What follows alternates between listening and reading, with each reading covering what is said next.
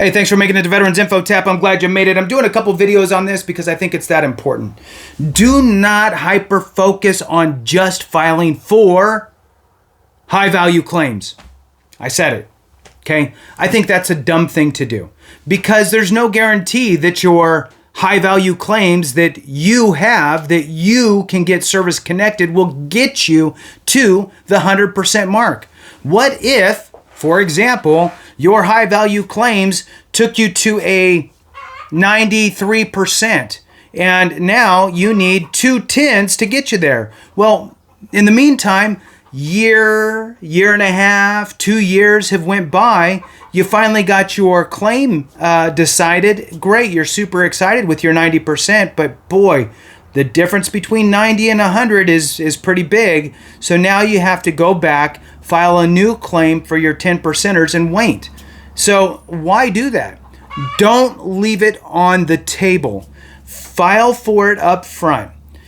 Do that and save yourself the heartache. I'm going to give you some examples here. I'm going to talk through it. Hit the thumbs up for me. Subscribe, share with a friend, all that good stuff. I appreciate it. And hey, look, if you're not a member, if you want to support the channel, I appreciate you becoming a member. Thank you to all you members. I really appreciate you.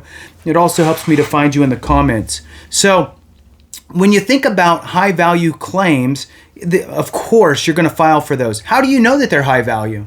How do you know what conditions you have would be considered high value? Because I'll tell you that what a lot of people think is, this one bothers me a lot.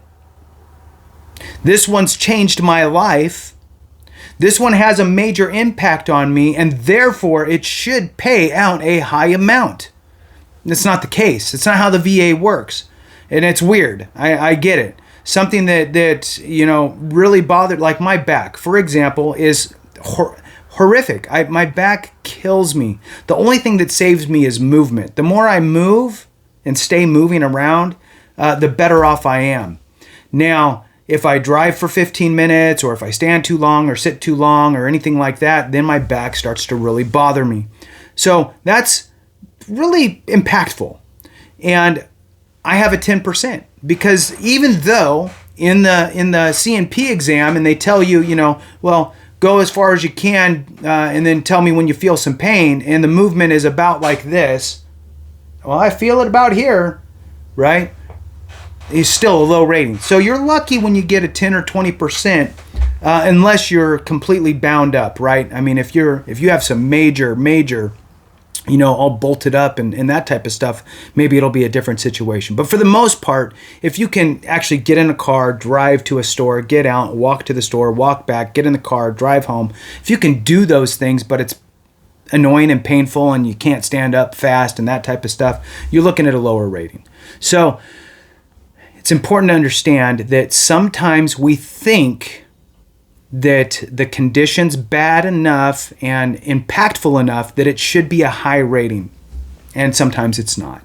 So that's the first thing that you need to understand, is that we can't guess what's going to be a high rating. You have to know what warrants high ratings, first of all. So for those high value claims, and just as a disclaimer, I am not a fan of just going after high value claims. I'm a fan of go after whatever you have that you can get service connected, whether it's a 0%, a 10, a 30, a 50, a 7, I don't care. File for it because it's yours. Now, how do you figure out if your claim should be considered a high value claim?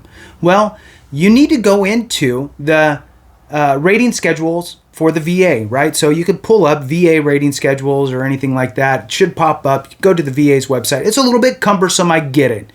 Mess around with it for a little bit, you'll figure it out. They're broken into what's called books. You'll have different sections on that page for different ailments. They'll put everything that's musculoskeletal in one section, everything that's neurological in another, everything that's mental health in another, and so on. If your condition falls under neurological, click neurological. Then it's going to open up a kind of a subset of additional items, maybe 5 or 6 things.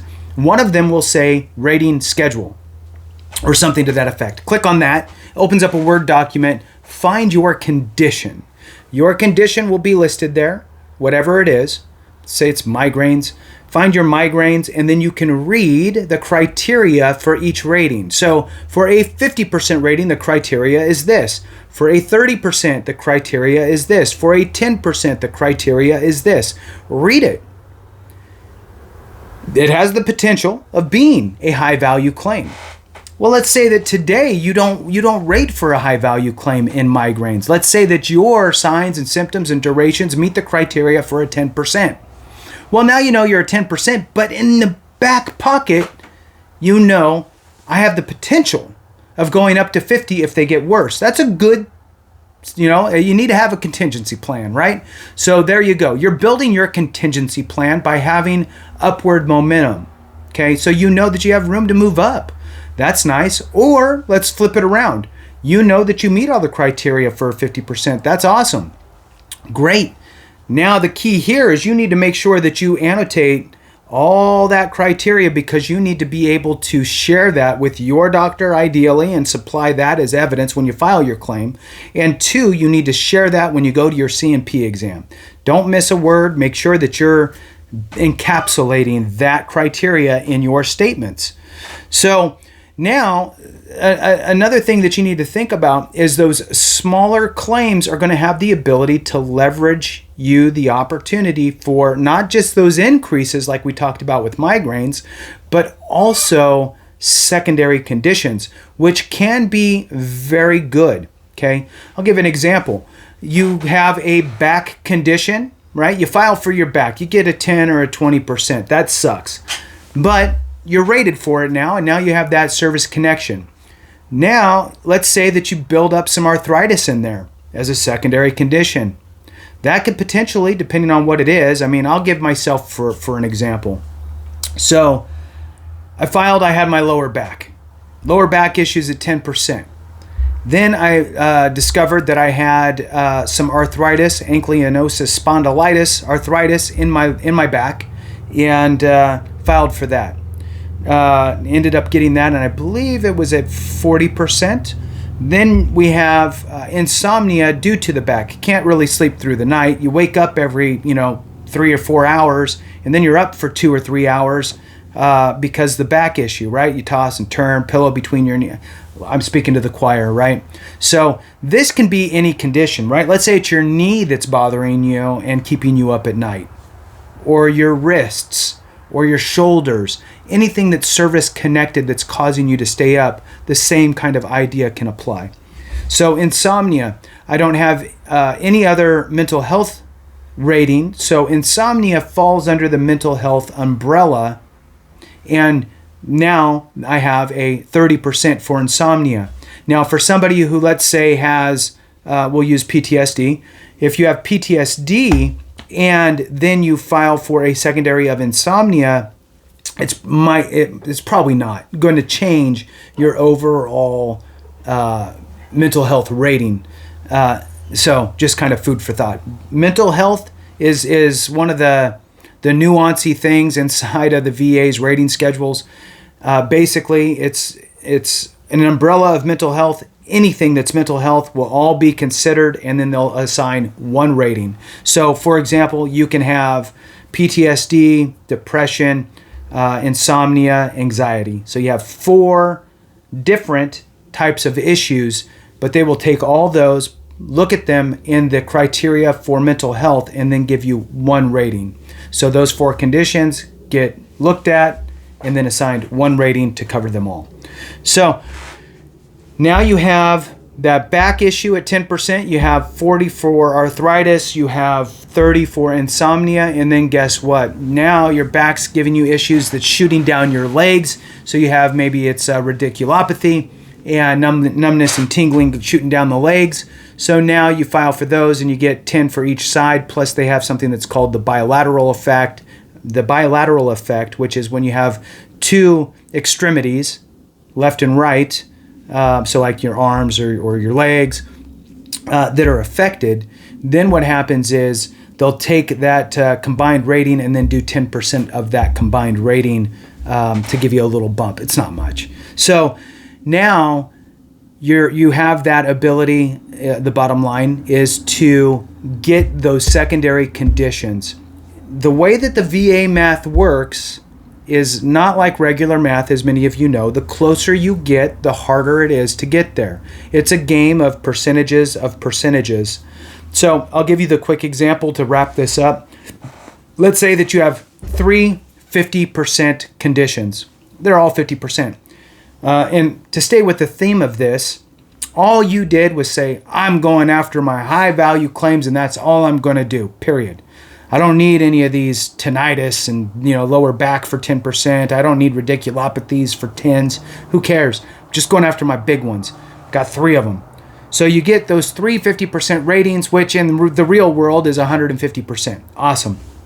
The way that the VA is going to look at that is, okay, we're going to look at your highest rating first. In this case, they're all the same, but they would take your highest rating first, 50%. Great. You are 50% bad. That means you're still 50% good.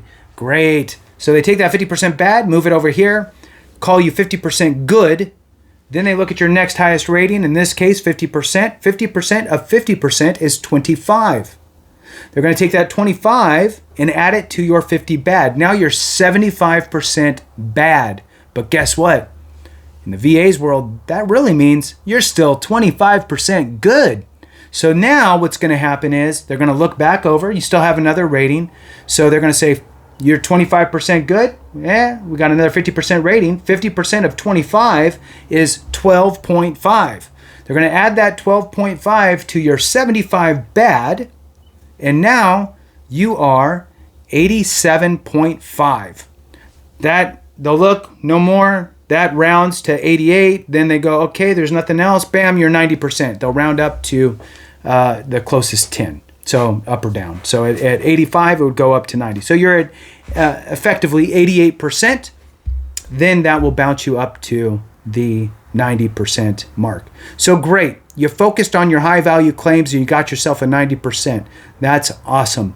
Sure would have been nice to have maybe a 30 and another 10s, some 20, to hopefully help get you over that hump to the 95% mark, because the 95 raw score or raw percentage would then be rounded to the 100%. So with that, thanks so much for watching. I really appreciate each and every one of you. Have a great one. And remember, if we don't take care of each other, something went wrong.